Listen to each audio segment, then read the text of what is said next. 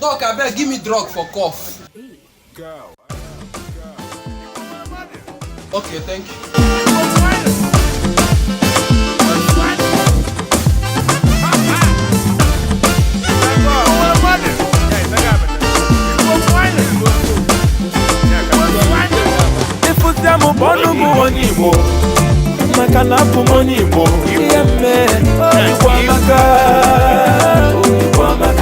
If you see me, call me Onyimbo.